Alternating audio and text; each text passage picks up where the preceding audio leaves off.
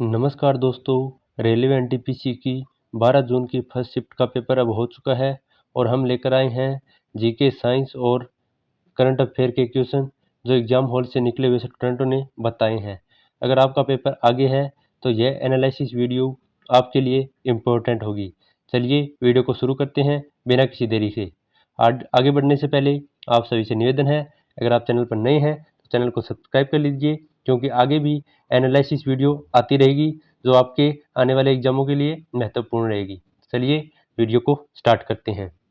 पहला क्वेश्चन पूछा गया था, न्यायमूर्ति भूषण रामकृष्ण गवई सर्वोच्च न्यायालय के कितने नंबर के मुख्य न्यायाधीश बने हैं? तो इसका सही जवाब हो जाएगा वे 52वें मुख्य न्यायाधीश बने हैं, जिन्होंने अपना कार्यभार 14 मई 2025 को संभाला था और 23 नवंबर 2025 तक पद पर रहेंगे। चलिए आगे कुछ बात कर लेते हैं मुख्य न्यायाधीश पर। तो 51वें मुख्य न्यायाधीश थे, वो थे संजीव खन्ना, जिनका कार्यकाल 11 नवंबर 2024 से 13 मई 2025 तक था। आगे बात करते हैं पहले पहले मुख्य न्यायाधीश जो कि हरिलाल जेकिसुनदास थे, कानिया थे, जो कि भारतीय संविधान के अनुच्छेद 124 से अनुच्छेद 144 तक भारत के सर्वोच्च न्यायालय के गठन और अधिकार क्षेत्र का विस्तार से वर्णन करते हैं, अनुच्छेद 124 से 147 तक। पहले मुख्य न्यायाधीश की बात करें तो वो थे हरिलाल जेके कानिया जी। चलिए आगे बात कर लेते हैं। आगे पूछा गया था, सूक्ष्म मिट्टी किसके कारण होती है? सूक्ष्म मिट्टी किसके कारण होती है? मिट्टी के छिद्रों और रिक्त स्थानों में उपलब्ध पानी की कमी के कारण मिट्टी सूखी होती है। यह कई कारकों के कारण हो सकती है, जिसमें शामिल है, अलग अलग कारक है इसमें जो कम करते हैं, जैसे कि कम वर्षा, उच्च वाष्पोत्सर्जन। इसके अतिरिक्त है उच्च लवणता, सांद्रता या खराब वायु संचरण भी शुष्क मिट्टी बना देते हैं। चलिए आगे बात करते हैं। अगला क्वेश्चन है, पूछा गया था, इनमें से कौन गंगा की सहायक नदी नहीं है जो बंगाल की खाड़ी में गिरती है? तो गंगा की सहायक नदियों की बात करें तो कोसी है, गंडक है, घाघरा है, जबकि महानदी गंगा की सहायक नदी नहीं है। चलिए आगे बात करते हैं गंगा की सहायक नदियों की, जो उन्हें दाएं तट पर मिलती है। यमुना, चंबल, बेतवा, सोन और केन, ये गंगा नदी में बाएं तट से मिलती है। वहीं अगर बाएं तट से बात करें, ऊपर वाली दाएं तट से मिलती है, बाएं तट से बात करें तो रामगंगा, घाघरा, गंडक और कोसी नदी बाएं तट में आकर गंगा में मिलती है। चलिए आगे बात करते हैं महानदी गोमती, सरयू, यमुना, गंगा की सबसे बड़ी सहायक नदी है। अगर बात करें तो यमुना नदी गंगा की सबसे बड़ी सहायक नदी है, जो हिमालय की पंद्रपुर चोटी के पास से यमुनोत्री हिमालय से निकलती है। चलिए आगे बात करते हैं। अगला क्वेश्चन क्या है, नदियों से रिलेटेड है। बंगाल की खाड़ी में गिरने वाली कुछ प्रमुख नदियां हैं, जैसे गंगा, ब्रह्मपुत्र, गोदावरी, महानदी, कृष्णा, कावेरी, पद्मा, हुगली, यमुना, इंद्रावती, बराक, सुरमा और मेघना। ये सभी के सभी बंगाल की खाड़ी में गिरने वाली कुछ प्रमुख नदियां हैं। वहीं अरब सागर में गिरने वाली नदियों की बात करें तो नर्मदा, ताप्ती, सिंधु, माही, साबरमती, पेरियार, शरावती, जवारी, मांडवी और पूर्णा, ये सभी के सभी अरब सागर में गिरने वाली नदियां हैं। चलिए अगले क्वेश्चन पर बात करते हैं। अगला क्वेश्चन है, 1555 में शेरशाह सूरी को हराकर अफगान का साम्राज्य किसने खत्म कर दिया था? शेरशाह सूरी ने 1539 में चौसा की लड़ाई में हुमायूं को हराया और अपना फरगना साम्राज्य में स्थापित किया। चलिए आगे बात करते हैं, हुमायूं से रिलेटेड है। हुमायूं ने 1540 में कन्नौज की लड़ाई में शेरशाह से हारने के बाद अपना साम्राज्य खो दिया और भारत छोड़ दिया। हालांकि हुमायूं ने 1555 में ईरान से वापस आकर शेरशाह के उत्तराधिकारियों को हराया और दिल्ली तथा आगरा पर फिर से अधिकार कर लिया। इस तरह हुमायूं ने शेरशाह के द्वारा स्थापित अफगान साम्राज्य को समाप्त किया और मुगल साम्राज्य की पुनर्नींव स्थापित कर दी। चलिए आगे बात करते हैं। अगला क्वेश्चन पूछा गया था, ब्रिटिश संसद ने ईस्ट इंडिया कंपनी के शासन को विनियमित करने के लिए किस अधिनियम को पारित किया था? तो इसका जवाब हो जाएगा उनके द्वारा रेगुलेटिंग एक्ट 1873 को पास किया गया था। इसका उद्देश्य कंपनियों के कार्यों पर ब्रिटिश नियंत्रण को बढ़ाना था। आगे बात करते हैं अधिनियम पर, जो कि भारत सरकार अधिनियम, जो कि 1958 को लागू किया गया था। इसमें 1857 के सिपाही विद्रोह के बाद हुआ था यह, जिसमें ब्रिटिश सरकार ने भारत में ईस्ट इंडिया कंपनी के शासन को समाप्त कर दिया और भारत को ब्रिटिश क्राउन के अधीन कर दिया। यह अधिनियम 1858 को पारित किया गया था। आगे बात करते हैं भारत सरकार अधिनियम 1935 पर। यह अधिनियम 1935 में पारित किया गया था और इसने भारत में एक संघीय सरकार स्थापित की, जिसमें प्रांतीय और संघीय विधानसभाएं शामिल थी। चलिए आगे कुछ एक्ट पर बात करते हैं, जैसे कि 1813 का चार्टर्ड एक्ट, जो ईसाई मिशनरियों को भारत में प्रवेश करने की अनुमति देता था, और 1833 का चार्टर्ड एक्ट, जिसमें कंपनी के व्यापारिक एकाधिकार को समाप्त कर दिया गया था।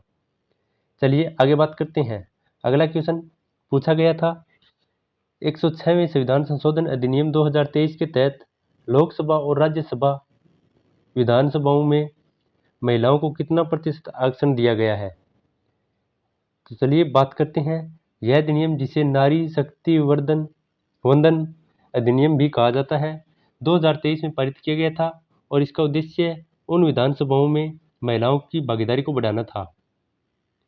2023 के तहत लोकसभा और राज्य विधानसभाओं में महिलाओं को 33% आरक्षण दिया गया था। यह आरक्षण लोकसभा और राज्य विधानसभाओं में अनुसूचित जाति और अनुसूचित जनजाति के लिए आरक्षण सीटों पर लागू किया गया था। चलिए आगे संविधान पर बात करते हैं। संविधान का 104वां संविधान संशोधन, जो कि 2020 में पारित हुआ था, इसका उद्देश्य लोकसभा और राज्य विधानसभाओं में अनुसूचित जाति और अनुसूचित जनजाति के लिए आरक्षित सीटों को 10 साल तक बढ़ाया गया था इसके द्वारा। चलिए आगे बात करते हैं। पूछा गया था महानदी की कुल लंबाई कितनी है? तो कुल लंबाई की बात करें तो इसकी कुल लंबाई है 900 किलोमीटर, जो कि 560 मील होती है। इस नदी का उद्गम छत्तीसगढ़ के सिहावा पर्वत से होता है। यह नदी छत्तीसगढ़, मध्य प्रदेश, ओडिशा से होकर बहती है। सबसे बड़ा बांध हीराकुंड बांध इसी नदी पर निर्मित है। हीराकुंड बांध महानदी पर बना हुआ है। महानदी की सहायक नदियों की बात करें तो इसकी सहायक नदियां हैं शिवनाथ, जोंक, हंसदेव, मंड, ईब, ओंग, तेल। ये इसकी कुछ सहायक नदियां हैं। चलिए आगे बात करते हैं। अगला क्वेश्चन पूछा गया था, कौन सी नदी सिंधु का मुख्य स्रोत है? तो इसका जवाब हो जाएगा, सिंधु नदी का मुख्य स्रोत तिब्बत में मानसरोवर झील के पास बोखारचू ग्लेशियर है। यह ग्लेशियर कैलाश पर्वत श्रृंखला के उत्तरी ढलान पर स्थित है। तिब्बत में इसे सिंघी खबन यानी शेर का मुंह भी कहा जाता है। चलिए आगे बात करते हैं। इस नदी की लंबाई की बात करें तो 3180 किलोमीटर है। सिंधु नदी की प्रमुख सहायक नदियां हैं झेलम, चिनाब, रावी, व्यास और सतलुज। चलिए आगे बात करते हैं। अगला क्वेश्चन पूछा गया था, केंद्रीय खेल मंत्री मनसुख मांडविया के द्वारा मार्च 2025 में भारत की ओलंपिक तैयारी पर 2 दिवसीय चिंतन शिविर का आयोजन कहाँ किया गया था? तो इसका सही जवाब हो जाएगा, हैदराबाद में किया गया था।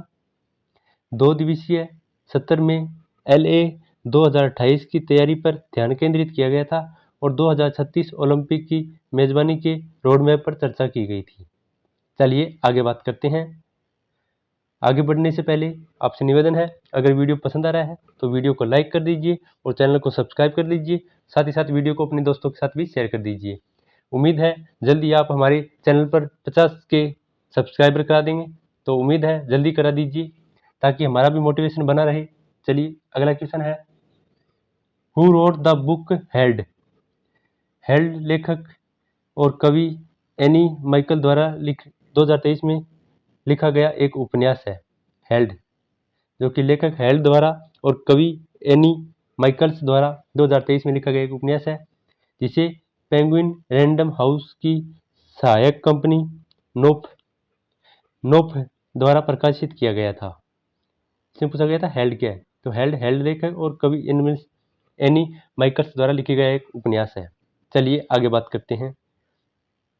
अगला क्वेश्चन पूछा गया था केंद्रीय महिला एवं बाल विकास मंत्री अन्नपूर्णा देवी का कहाँ पर महिलाओं की स्थिति पर आयोग के 69वें सत्र में भारतीय प्रतिनिधिमंडल का नेतृत्व किया था।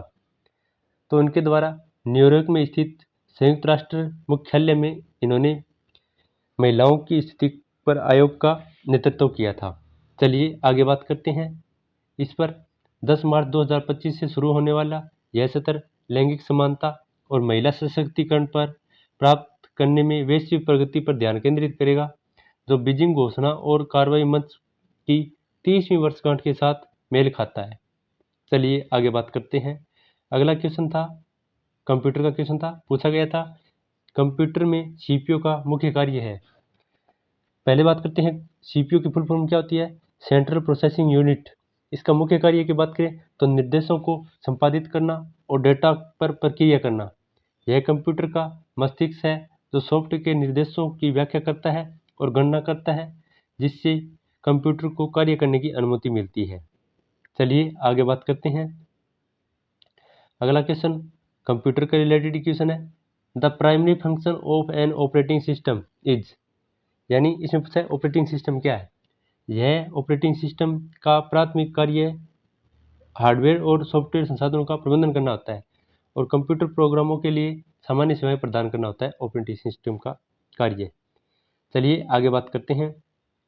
अगला क्वेश्चन पूछा गया था भारत और चीन के बीच यात्री उड़ानों की किस वर्ष निलंबित कर दिया गया था। यानी भारत और चीन के बीच यात्री उड़ानें किस वर्ष निलंबित कर दी गई थी। तो भारत और चीन के बीच यात्री उड़ानें जून 2020 में लद्दाख की गलवान घाटी में हुए आतंक हड़पों के बाद निलंबित कर दिया गया था। यह झड़प है। इसमें जो झड़प हुई थी जून 2020 में लद्दाख की गलवान घाटी में, उसके कारण भारत और चीन के बीच उड़ानों को निलंबित कर दिया गया था।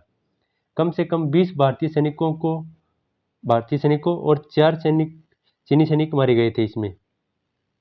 इस घटना के बाद भारत ने चीन निवेश को प्रतिबंधित कर दिया था, कई चीनी ऐप्स पर प्रतिबंध लगा दिया था और यात्री उड़ानों को निलंबित कर दिया गया था। हालांकि कार्गो सेवाओं को बनाए रखा गया था। चलिए आगे बात करते हैं। अगला क्वेश्चन पूछा गया था जनवरी 2025 डाटा के अनुसार युवा स्किल डेवलपमेंट स्कीम के तहत कितने युवाओं को प्रशिक्षण दिया जा रहा है। तो 1 जनवरी 2025 तक उपलब्ध आंकड़ों के अनुसार RSETI सहित विभिन्न कौशल विकास योजनाओं के तहत कुल 54,03,231 उम्मीदवारों को प्रशिक्षित किया जा रहा है। चलिए आगे बात करते हैं। कौशल विकास मिशन कौशल भारत मिशन का लक्ष्य 40 करोड़ लोगों को विभिन्न कौशल में कुशल करना है। चलिए आगे बात करते हैं। अगला क्वेश्चन पूछा गया था बिहार राज्य में प्रेमी द्वारा कौन सा नृत्य किया जाता है। तो इसका सही जवाब हो जाएगा बिहार में जट जटिन नृत्य किया जाता है। बिहार का यह एक लोकप्रिय लोक नृत्य है जिसमें पुरुषों और महिलाओं की जोड़ी द्वारा किया जाता है और अक्सर प्रेम और वियोग के विषयों को दर्शाता है। यह अपने जीवन वातावरण के लिए जाना जाता है और विशेष रूप से उत्तर बिहार में मिथिला और कोसी क्षेत्रों में लोकप्रिय है। यह नृत्य अक्सर मानसून के मौसम में चांदनी रातों में किया जाता है। चलिए आगे बात कर लेते हैं। अगला क्वेश्चन है पूछा गया था सौरा चित्रकला का संबंध किस राज्य से है। तो सौरा चित्रकला जो कि दीवार भित्ति के चित्रों की एक शैली है जो कि ओडिशा राज्य में पाई जाती है। यह चित्रकला मुख्य रूप से ओडिशा की सौरा जनजाति द्वारा बनाई जाती है। चलिए आगे बात करते हैं। अगला क्वेश्चन है पूछा गया है पेनिसिलिन की खोज किसके लिए किया गया था। यानी पेनिसिलिन की खोज किसके लिए की गई थी और किसने की थी। पेनिसिलिन की खोज 1928 में अलेक्जेंडर फ्लेमिंग ने की थी। उन्होंने एक पेट्री डिश पर फफूंद को देखा जो स्टेफिलोकोकस बैक्टीरिया की वृद्धि को रोक रही थी। फ्लेमिंग ने फफूंद के आर्क का अध्ययन किया और पाया कि यह बैक्टीरिया को मार सकता है, जिसे उन्होंने पेनिसिलिन नाम दिया। चलिए अगला क्वेश्चन है पूछा गया है ग्रामीण जनसंख्या का कितना प्रतिशत कृषि पर निर्भर है। तो सर्वे के आधार पर भारत के लगभग 65% आबादी कृषि पर आधारित है, ग्रामीण क्षेत्रों में रहती है और 47% आबादी आजीविका कृषि पर निर्भर है। यानी भारत की 35% आबादी जो कि ग्रामीण में रहती है और 47% आबादी आजीविका के लिए कृषि पर निर्भर है। तो इसका सही जवाब हो जाएगा 47%। चलिए आगे बात करते हैं। 1947 में भारत की स्वतंत्रता के समय देश की लगभग 75% जनसंख्या अपनी आजीविका के लिए कृषि पर निर्भर थी। यह क्वेश्चन पहले भी पहले भी पूछा गया था और दोबारा पूछा गया है। इसीलिए आपको कहते हैं क्वेश्चन से रिलेटेड जितने भी अदर टॉपिक होते हैं उनको जरूर पढ़िए, उससे क्वेश्चन बार बार पूछे जा रहे हैं जो आपके आने वाले शिफ्टों में मदद करेंगे। चलिए आगे बात करते हैं। अगला क्वेश्चन है कंप्यूटर का है, Alt+F2 का यूज किसके लिए किया जाता है? माइक्रोसॉफ्ट एक्सेल में Alt+F2 दबाने से सेव एज विंडो खुल जाती है, जिससे आप अपनी वर्तमान फाइल को किसी अन्य नाम से या अलग फॉर्मेट में सेव कर सकते हैं। चलिए आगे बात कर लेते हैं। अगला क्वेश्चन है, पूछा गया था मेंडलीफ की आवर्त सारणी किस पर आधारित थी, यानी किस पर व्यवस्थित की गई थी? तो मेंडलीफ की आवर्त सारणी जो कि परमाणु द्रव्यमान पर आधारित थी। वहीं 1869 में दिमित्री मेंडलीव ने अपनी बढ़ते परमाणु द्रव्यमान के अनुसार व्यवस्थित 63 ज्ञात तत्वों को शामिल किया था इसमें। चलिए आगे बात करते हैं। आधुनिक आवर्त सारणी परमाणु संख्या पर आधारित थी। हेनरी मोसले ने 1913 में किया था। आधुनिक आवर्त सारणी में 18 समूह और 7 वर्ग जोड़े गए थे। चलिए आगे बात करते हैं। अगला क्वेश्चन था 1530 में किस मुगल शासक ने सब कुछ खत्म करके एक अच्छा साम्राज्य अपने सुपुत्रों को सौंप दिया और मर गया था? तो इसका सही जवाब हो जाएगा बाबर। चलिए आगे बात करते हैं। अगला क्वेश्चन है स्मार्ट सिटी परियोजना से कितना प्रतिशत बजट कम हुआ है? वित्त मंत्री निर्मला सीतारमण ने 1 फरवरी को वित्तीय वर्ष 2024-25 के लिए अंतरिम बजट पेश करते हुए समय यह नोट किया कि केंद्र सरकार की मुख्य योजनाओं विशेष रूप से अटल कायाकल्प और शहरी परिवर्तन मिशन अमृत और स्मार्ट सिटीज मिशन के लिए बजट आवंटन में लगभग 21% की कमी दिखाई दी है। चलिए आगे बात करते हैं। अगला क्वेश्चन है, पूछा गया था जल जीवन योजना द्वारा ग्रामीण कवरेज का कितना प्रतिशत हासिल किया है?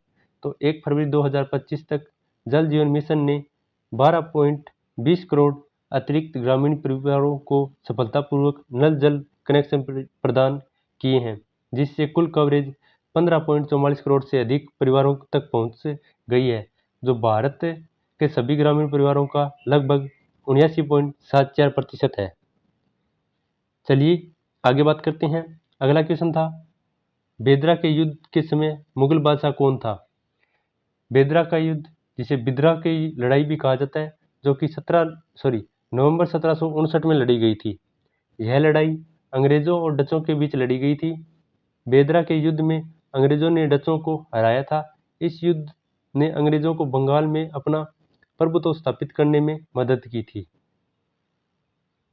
बेदरा का युद्ध जो कि 1759 के समय मुगल बादशाह आलमगीर द्वितीय जीत थे। चलिए आगे बात करते हैं।